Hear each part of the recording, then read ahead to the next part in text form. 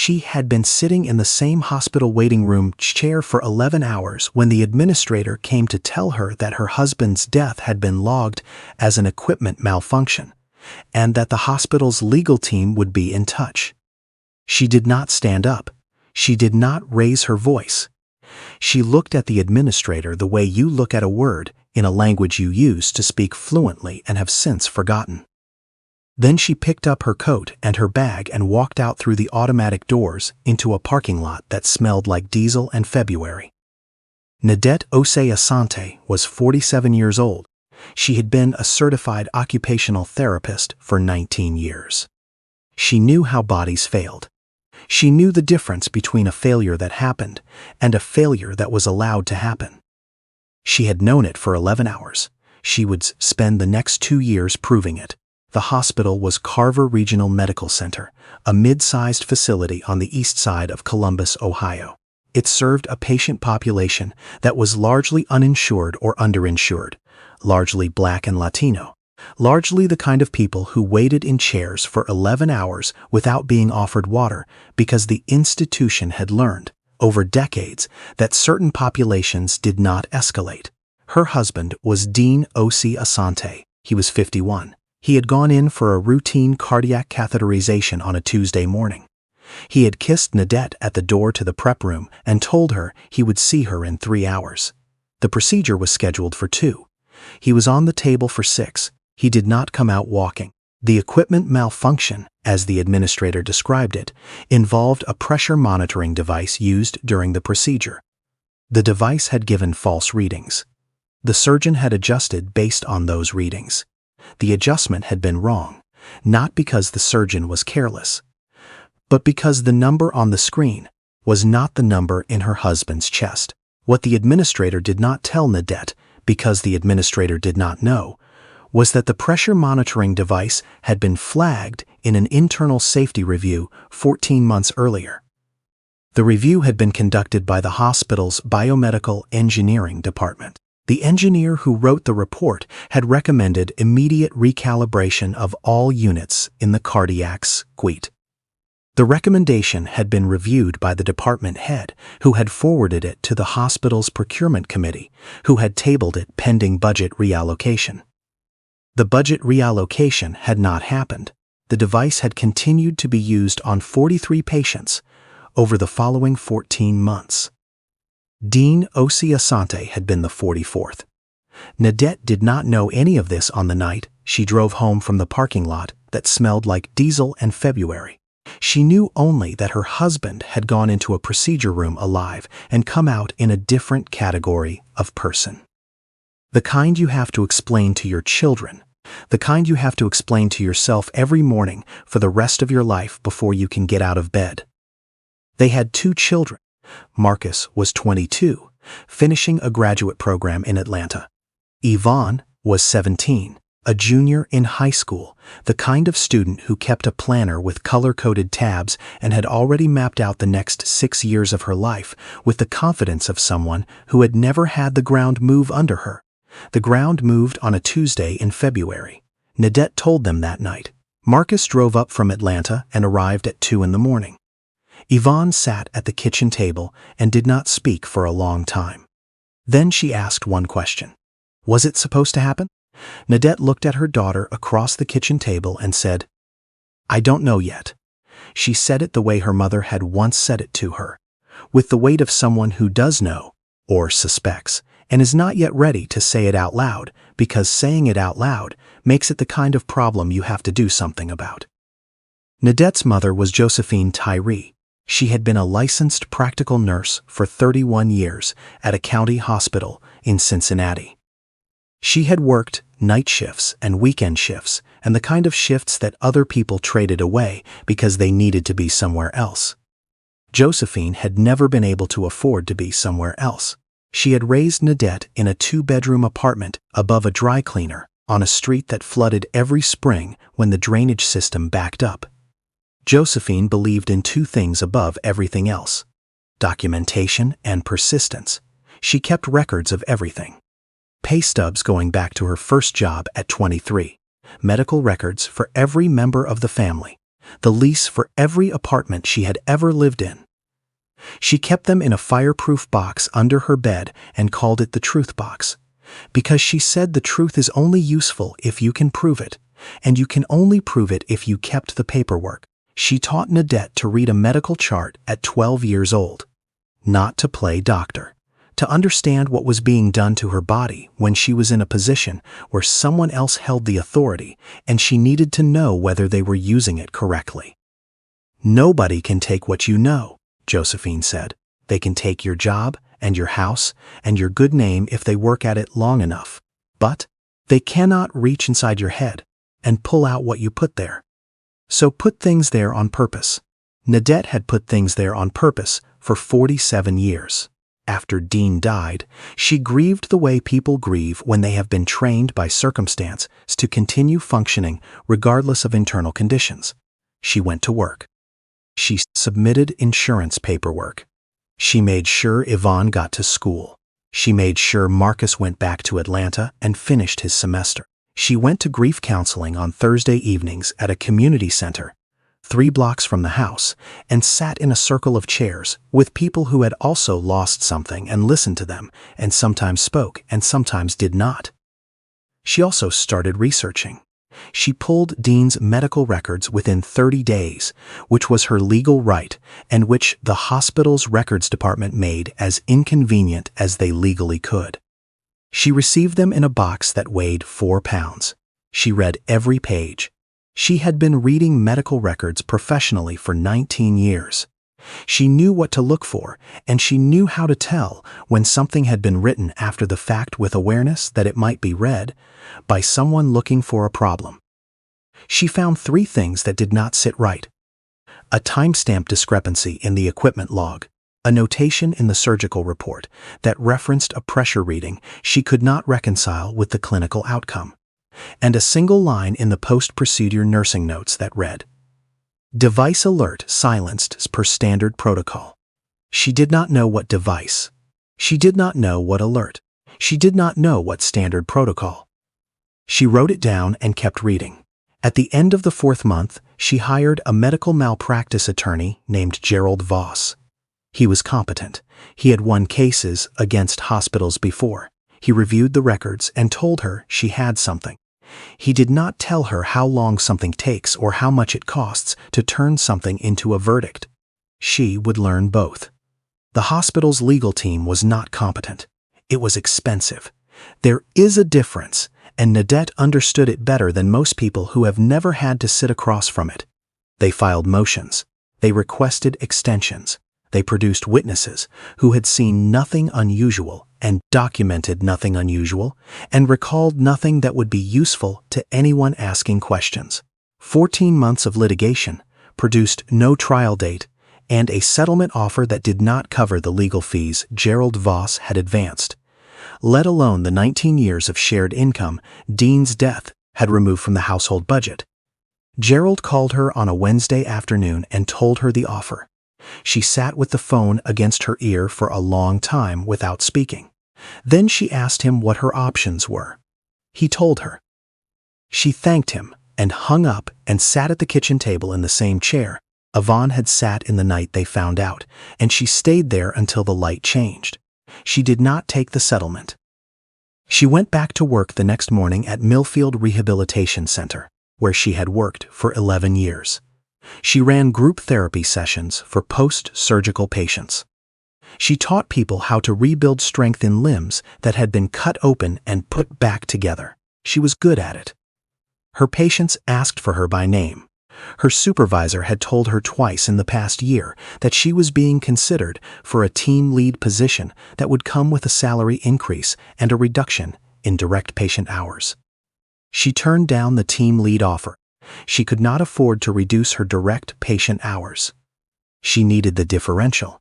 She also needed something else, though she could not have named it yet. Something she was building toward in the same way you build toward a destination when you are not sure exactly where it is, but you know the direction and you know you have to keep moving. She began taking courses at night. Healthcare administration, medical device regulation, the law governing hospital equipment standards. She took them online, on a laptop Yvonne had left behind when she went to college, sitting at the kitchen table after the dishes were done, with the kind of attention that only comes from someone who is learning something, not because they were assigned it, but because they need it. She had not felt this way about learning since nursing school, since Josephine had sat across from her at another kitchen table and spread a medical chart flat and said, "Read this and tell me what it says. It says his potassium is low, yes. What does that mean? That it should be addressed, yes. And if it is not, then there are consequences, yes. And who decides whether it is addressed? The doctor, yes. And if the doctor doesn't catch it, then someone else needs to. Who? Anyone who is paying attention."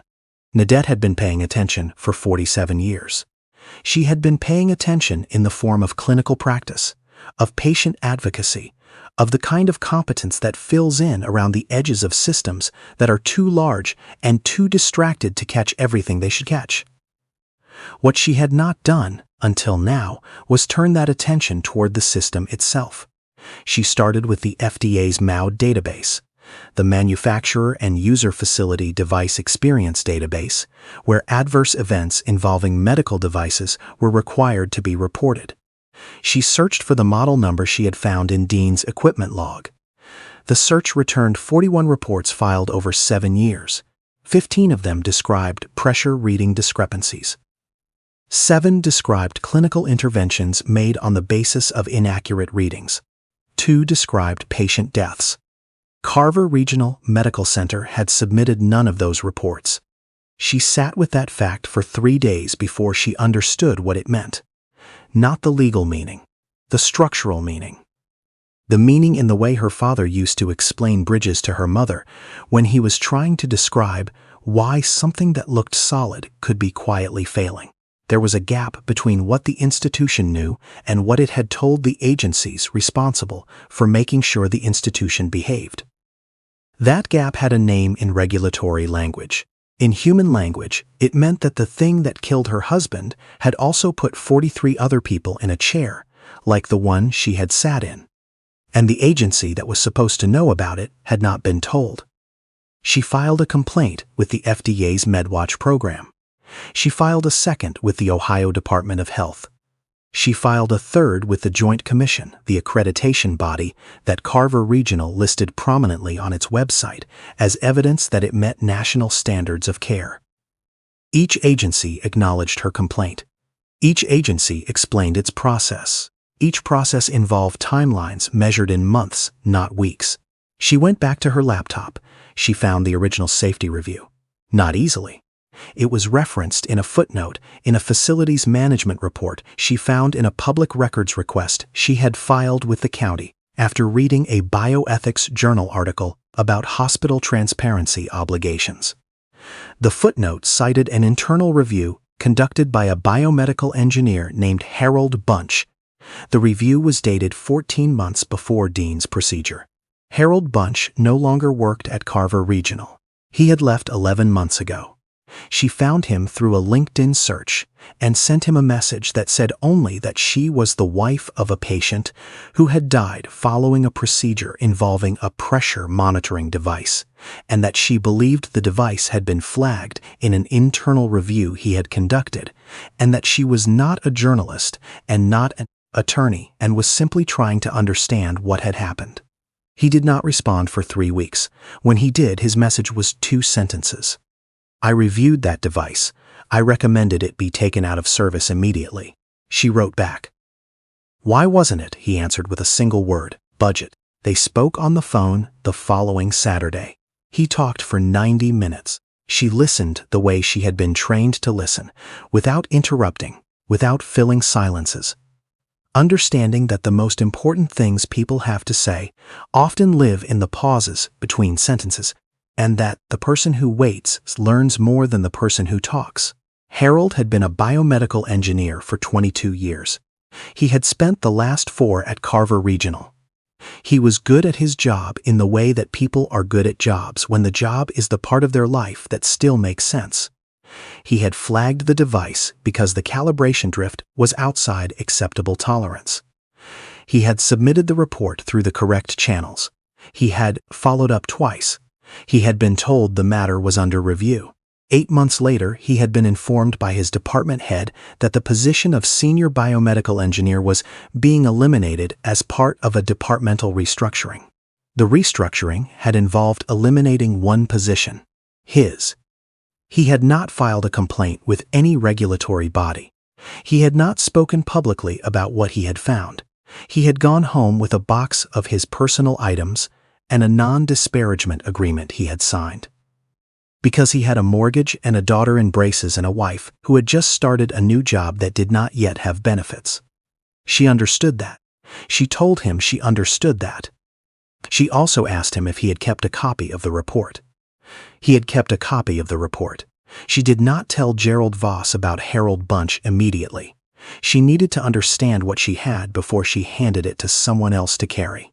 She spent 2 weeks cross-referencing Harold's report against the FDA Adverse Event Database, against the Joint Commission's published accreditation guidelines, against the hospital's own policy documents she had obtained through a second public records request.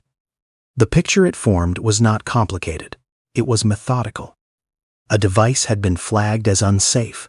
The flagging had been documented. The documentation had been reviewed by people with the authority to act. Those people had made a calculation. The calculation had determined that the cost of replacing the device was more than the cost of continuing to use it.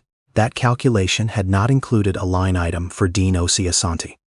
She built a binder, not a legal brief, a structured record. Every document in chronological order, tabbed and indexed, the original safety report, the FDA adverse event filings, the public records, the emails she had exchanged with Harold, the timeline she had constructed showing the gap between when the hospital knew and when the device was used on her husband. She built it the way Josephine had built the truth box. Because the truth is only useful if you can prove it. On a Thursday evening in October, almost 2 years after Dean died, she drove to Gerald Voss's office and placed the binder on his desk. He opened it. He read the first tab, then the second. He did not speak for a long time. Then he looked up. "Where did you get this?" "Public records, a phone call, 14 months of looking." He looked at the binder again. "This changes the case. I know, this is not malpractice anymore. This is institutional concealment of a known device defect." Yes, he looked at her the way he had not looked at her in 2 years of working together. Not as a client, as something he did not yet have a word for. He had been a medical malpractice attorney for 27 years. He had seen grief do many things to people. He had seen it make people angry and irrational and incapable of parsing the information they were given. He had never seen it make someone build a case that the hospital's own legal team had not built. The case was refiled. It was no longer a wrongful death suit against a surgeon who had made an adjustment based on a bad number. It was a civil action against Carver Regional Medical Center for the failure to report known device defects. The retaliatory elimination of the employee who identified those defects and the continued use of a flagged device on 43 patients who had never been informed that the equipment used in their care had been internally flagged as unreliable. The hospital's legal team did what expensive legal teams do when the facts are not in their favor. It delayed. It filed motions. It requested documents that Nadette had already produced. It produced witnesses who recalled things differently than the records suggested. Nadette attended every proceeding. She sat in the gallery in the same dark blazer she wore to work on days when she had patient-family meetings, which was the same blazer she had worn to the mediation sessions the previous year, which was the blazer she had worn on the day she drove to Gerald's office with the binder. She sat with her hands in her lap and her back straight, and her expression the same expression she wore in the hospital waiting room 11 hours in. Not collapsed, not angry, just present, in the way that people are present when they have decided that presence itself is a form of evidence. The trial lasted 9 days. Nadette testified on day 4. She was on the stand for 3 hours. The hospital's attorney asked her 47 questions.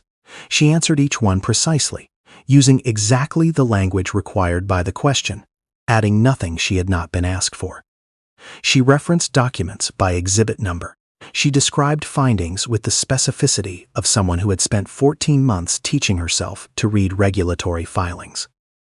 The opposing attorney asked her where she had obtained her expertise in medical device regulation. She said, I took courses. I asked people who knew more than I did." The attorney asked, "You're an occupational therapist, not a biomedical engineer." She said, "I'm a woman who needed to understand what killed her husband." The courtroom was quiet. Harold Bunch testified on day 6. He had hired his own attorney before agreeing to testify, which had taken him 4 months to decide, and which had cost him the non-disparagement payment the hospital had made him agree to return as a condition of releasing him from the agreement. He lost the money. He testified anyway. On day 9, the jury deliberated for 7 hours. The verdict awarded damages to the estate of Dean Oseasante of $4.7 million. It included compensatory damages for wrongful death, punitive damages for institutional concealment, and a separate finding that the hospital's retaliatory termination of Harold Bunch had violated Ohio's whistleblower protection statutes. The punitive damages were the number Nadette had calculated the night before the trial began, not as a prediction, as a floor. She had not told Gerald. She did not want it to seem like she had decided the outcome. She had simply spent 14 months understanding the structure of what had been done and the structure of what it should cost. The number was almost exactly what she had written on a notepad on the kitchen table at 11 o'clock on a Sunday night, with Josephine's truth box open on the chair beside her. The hospital did not appeal. The hospital issued a public statement that used the word accountability 4 times without once using the word sorry. Carver Regional replaced every pressure monitoring device in the cardiac suite within 60 days of the verdict. The FDA opened a separate investigation into the hospital's device, reporting compliance. The Joint Commission placed the hospital on a probationary accreditation status, pending an audit of its internal safety reporting protocols. 3 weeks after the verdict, Nadette received a letter from the hospital's board chair. It requested a meeting. It used the word dialogue. She read the letter standing at the kitchen counter and then set it down and made coffee and stood at the window for a long time, watching the light change on the street outside. She went to the meeting. There were 6 people in the room. 4 board members, the hospital's new CEO, who had been hired 8 months ago, and therefore carried none of the decisions that had led to this room, and a woman named Patricia, who was introduced as the head of the newly created Patient Safety Division. The board chair spoke first. He said the hospital wanted to do better. He said the hospital was committed to transparency. He said the hospital wanted to know if Nadette had any suggestions. She had a folder with her. She opened it. She had spent the 3 weeks since the verdict writing what she called a structural review. 12 pages. The gaps she had identified in the hospital's device flagging process, the reporting chain. The conditions that had allowed a biomedical engineer's safety report to travel from his desk to a budget committee and disappear. The changes she recommended, specific, numbered, cross-referenced against existing federal and state requirements. Not a wish list, a corrective plan. She placed it on the table. Nobody in the room spoke for a moment. The new CEO picked up the document. He read the first page, then the second. He looked at Nadette. "How long did this take you?" she said. 3 weeks, and 2 years before that. He nodded. He read 2 more pages. He looked at the board chair. Then he looked at Nadette again. "Would you be willing to advise the implementation?" She looked at him. She thought of the chair she had sat in for 11 hours. She thought of Yvonne asking from across the kitchen table. Was it supposed to happen? She thought of Josephine and the truth box and all the paperwork she had filed and the things you keep not because you think you will need them, but because you know that someday someone will say it didn't happen and you will need to be able to say it did. Not as a volunteer, as a paid consultant, and the audit covers every device flag that was tabled in the last 10 years. Not just cardiac, every department. The room was quiet. He said yes. The position did not have a title yet.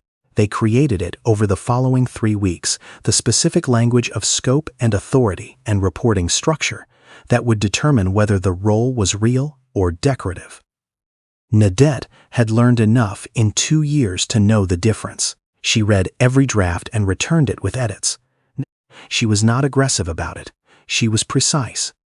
The final title was Director of Medical Device Safety Compliance, reporting directly to the Chief Medical Officer. Full access to the internal device registry. Full authority to halt the use of any flagged equipment pending independent review. A staff of 2, with a 3rd position pending. It was not the job she had trained for. It was the job she had built.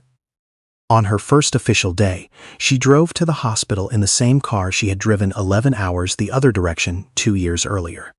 She parked in the same structure. She walked through the same automatic doors.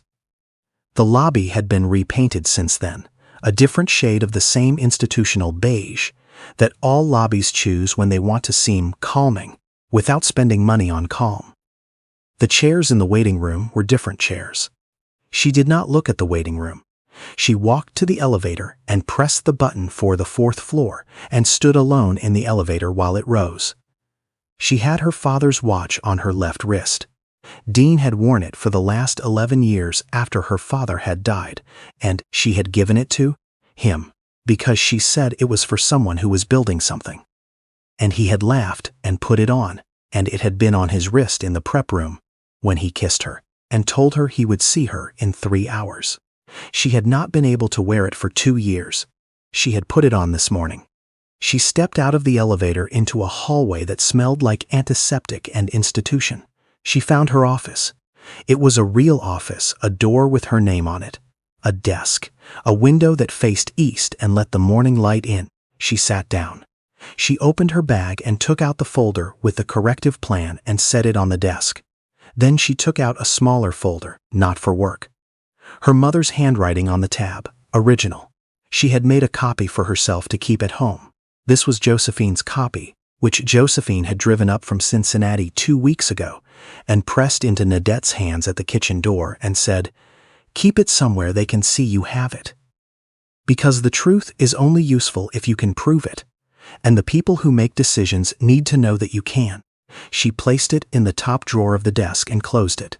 She opened her laptop.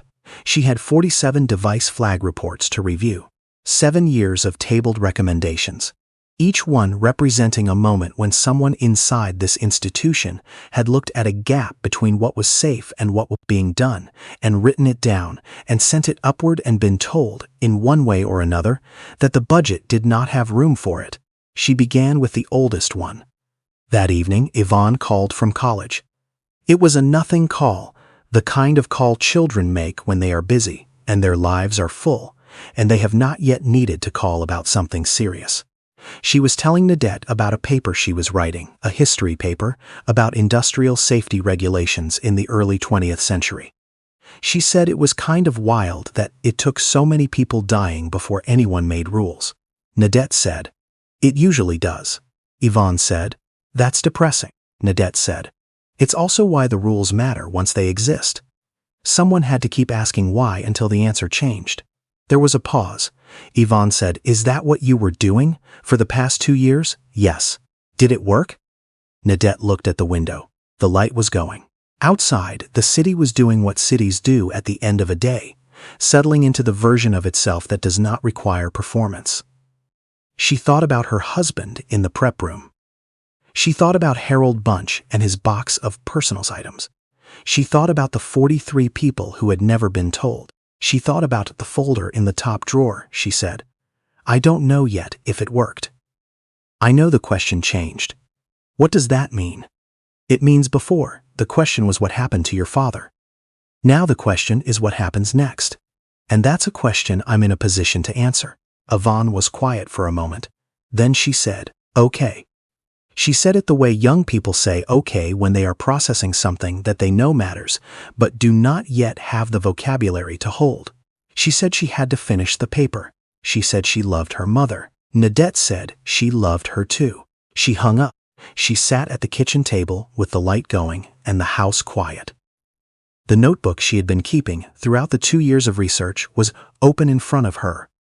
Not her mother's truth box, her own, a yellow legal pad, the kind she had bought from a drugstore the week after Dean died, because she needed somewhere to write things down, and every surface in the house felt too permanent.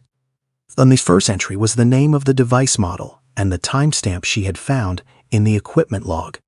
The last entry was the title of her new position and the date she had accepted it. Between those two things were 14 months of phone calls, and public records, and regulatory filings, and a binder she had placed on a lawyer's desk, and a courtroom, and a verdict, and a folder that now lived in the top drawer of an office on the 4th floor of the building that had once been the last place she had expected to return to. She closed the pad. She had not won in the way she had first imagined winning. She had not imagined this, the office, the title, the 47 flagged reports waiting for her on a laptop screen. What she had imagined in the early days was something simpler and more violent, the kind of justice that looks like a courtroom gallery erupting, that looks like numbers on a verdict sheet large enough to feel like punishment. That had happened. It was not enough, and it was also exactly what it needed to be, because the verdict had put a number on what 2 words in a budget memo had cost, and the job she now held had put a structure around what would happen the next time someone in that building wrote a safety report and sent it upward and waited. Someone was going to read it. There is a biomedical engineer somewhere, right now, who has identified something wrong, who has written it down and sent it up, and is waiting to find out whether the institution they work for will act or absorb the report, and table it until the moment has passed. There is a family sitting in a waiting room, somewhere who does not yet know what is happening in the room their person went into, and will not know for hours, and will hold their phones and watch the clock and tell themselves it is fine because there is nothing else they can do. There is an agency that is supposed to be notified when a device fails and has not been notified because the form was not filed, because the budget did not have room for the conversation. Nadette Osiasante sat at her kitchen table and understood that she could not fix all of it. She also understood that she was now in a position to fix more of it than she had been yesterday. And that this was not comfort, not in the way people mean comfort. It was something steadier than comfort. It was the kind of thing you build when you cannot afford to feel better. You build forward. You build toward the version of the problem that is smaller than the one you started with. You build because your mother taught you that documentation is the closest thing to justice that most people ever get, and that justice is not a moment, it is a practice, and it requires someone willing to keep practicing long after the moment has passed. She picked up her pen. She opened the legal pad to a clean page. She wrote one line. Start with the oldest one. She went to bed. She came back in the morning.